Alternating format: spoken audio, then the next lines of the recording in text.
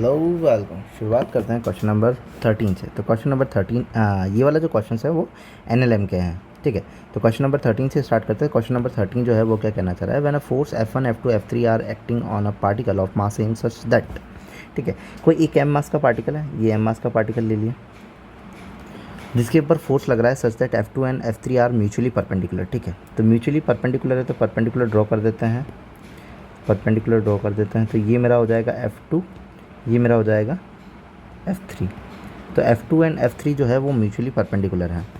Then the particle remains stationary if a force F1 is now remove then, अच्छा तीन force है, दो perpendicular है, तो अगर इसको स्टेशनरी पे रहना होगा तो अपन को ये पता है कि अगर ये दोनों फोर्स लग रहे हैं तो इनके बीच से कहीं ना कहीं रिजल्टेंट जारी होगी, ठीक। उसी रिजल्टेंट के रेस्पेक्ट में अपन अगर यहाँ पे कोई फोर्स लगा दें जो कि कौन सा है, इनका F1 है, तो क्या ये स्टेशनरी पे रह जाएगा? हाँ बिल्कुल रह जाएगा।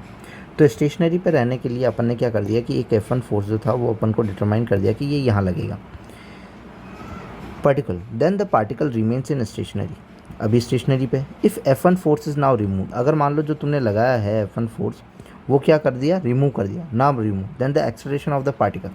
अगर मैं इस F1 को हटा देता हूँ, मान लो नेग्लेक्ट आउट कर दिया मैंने, इसको हटा दिया, तो इसको हटा दिया तो ये ओवरऑल कहाँ जाएगा, इस डायरेक्शन में जाएगा।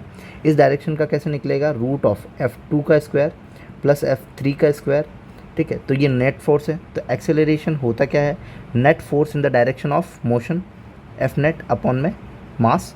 तो एक्सेलरेशन को क्या लिख सकते हैं, रूट ऑफ F2 का स्क्वायर प्लस F3 का स्क्वायर बाय मास। और यहाँ पे F2 F3 में कहीं पे भी रूट नहीं है, तो दैट मीन्स इसको ये जो है वो भी किसके बराबर आएगा, क्या F1 के बराबर ही आएगा जो रिजल्टेंट आएगी। तो मैं लिख सकता हूँ F1 बाय m, तो अपना ऑप्शन हो जाएगा first F1 by m। Okay, if you like then subscribe. Thank you.